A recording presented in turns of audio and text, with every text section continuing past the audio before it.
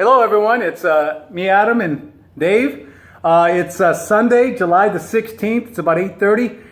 Dave and I just got through with just over about half a marathon, about 13.1 or maybe some change on that. It was a bit of a warm day. What did we get the temperature up to? About almost 80? Yeah, it was in the 80s for sure. It was somewhere in the 80s. And I'll be honest with you, normally I'm a lot more, even though I had my coffee, but I was telling Dave that this has got to be one of the toughest runs that training runs that I've had in a long, long time. I'm talking months, if not a year or two. I don't know. So I think there was a combination of things going on today within me. That the heat, yeah, okay. But more than the heat, it's been a bit of a tough week. Lately, in the past couple of months, several people close to me that have passed away, including one a couple of days ago, a young man, very, very tragically, family member, very, very tragically. So it's been a bit of a tough week. And I was sharing with Dave here that which transpired this week and the past several weeks.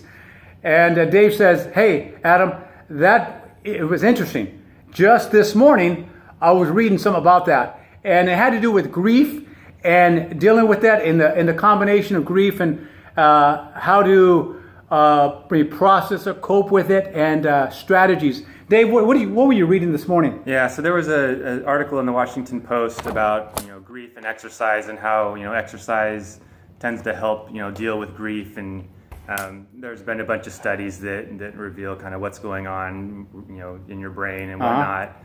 So yeah, it was just kind of interesting listening to Adam as we go on these long runs. We talk about all kinds of things. Yeah, we talked for a couple hours, and like I said, I was just talking, and hopefully let the miles go by in the time. And yeah, so it just reminded me of the article that I just read in the Washington Post about grief and exercise and how you should if you're going through tough times, one avenue could be get out and move, and it can definitely help. And the people in the story were saying that. It replenished their well. It didn't dig them deeper. It actually made them feel a lot better to do it. And there's studies that explain why. And you can look up the story in the Washington Post about exactly what's going on. I can't. So how exercise enables one to cope with not necessarily get over it, but to cope with the grief as it's ongoing. Exactly. How to move through it. Yep.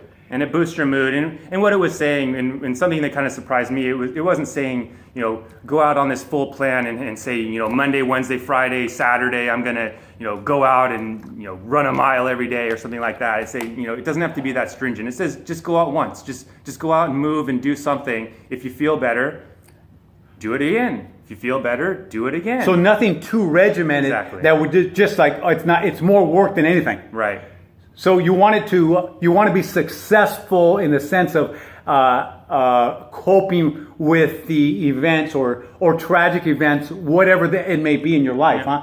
And Dave, and I don't know, you saw one of the videos I did on Instagram. I don't know if I did on YouTube. And I was going through the Golden Gate this past week. I did a 20-mile run, and I couldn't help but to notice, Dave, as I was going through the Golden Gate, initially as you're going through, I think on either side of it, in San Francisco, they have these big gates up. I think they're saying that over 1,000 people have tragically jumped to their death. Yeah. So they have to put these big gates, and then they have like these alarms, buttons to press if you're going through some. On the Golden Gate, they have these buttons for help. Yeah. So there are a lot of hurting people out there, Dave, and we don't know who they are. We may think it's that person there or that person there, but we don't know who they are. So I just say, make somebody's day and smile at them. And there's times that you don't get mad at somebody because you have no idea what they're going through. And like Dave was saying, it was something that one of the speakers that I've listened to, he says, motion helps with your emotion. So Dave, just real quick, if one is feeling down, are they going to be looking up or looking down? Probably down. Probably down. Are they going to be talking loud or lower? Lower. Are they going to want to be outside or inside? For sure, inside. Probably inside. Yeah. So you want to, one of the speakers I was saying in coping mechanisms is reverse engineer it. If you're not feeling good, that is the exact time you should be outside. And what you were saying, Dave, and kind of goes in line, when you're not feeling it, that's the time that exercise can really help you. Don't be shut in. Go out. Don't be secluded. Be around people, because people can help you, boost you. And excuse me, I'm a little tired right now. Even my voice sounds kind of. So these are just coping mechanisms and skills and strategies to help with one's maybe grief or going through it, discouragement. These are tools to help them. Exactly. You know? Yeah, and I mean, I just say, I don't know how it is for you, but when I'm out for a run, I think about all kinds of things. So if you're going through whatever, for me, it helps to go on a run. I have that time to think it through. Yes. The other thing I think about is when I'm feeling good and I see other folks, I do try to say hi, wave. Yes. It boosts you up too. A little. I mean, that little thing, just saying hi to someone, Not only helps them, but it helps you. Exactly. Yeah, it works both ways. So it's just about basic human decency. If you're feeling good, bring that on. Help someone else. If you're down, hopefully someone can boost you up the same way. So yes, it works. I'm telling you, this stuff works. Just here, Dave and I getting this out of me today, and hanging out with Dave here. Dave, I'm telling you, let me say, Dave was so good to me today. I'm saying, Dave, let's do this. So we started out pretty good, and I'm not kidding you. And Dave's probably thinking, oh my God, I came in with a bit of a whimper today. We wanted to do 8 minutes or beyond. We ended up doing like what, 8:10? 8:10, about 8:10 pace, it just beat me up. And I kept on apologizing to Dave that, I'm so sorry, Dave. Dave said, don't worry about it. And Dave was so kind and patient, and I appreciate it. But this coming week, we got some really good, cool things coming up.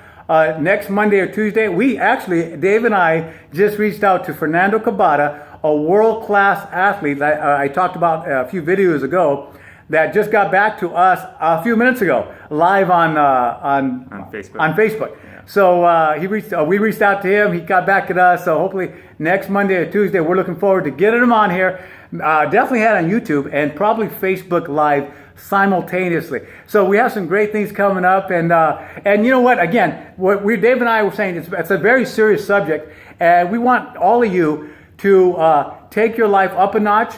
Don't succumb to the events. It's our reaction to the events which makes all the difference in the world in how we feel. Events will come and go, but our reactions can take us over the top, and it'll help us with coping skills and strategies and tools to run through it.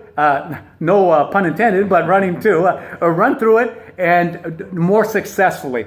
And we just want every person on here to be able to do that, and hopefully Dave and I will give you some encouragement and inspiration, or give you that spark that you need, because I know it helps us, and we want to help everybody out there, all the thousands of people that have viewed our YouTube channel. We want to help, and we get help and blessed while talking to you guys, and we want to live with gratitude. We want you all to live with gratitude and passion. Any closing words, Dave? I think you said it all. Just stay positive. That's right, baby. Get out there and move. Have a great week, guys. Have a great day. Make it the best day ever. See you soon. Bye-bye.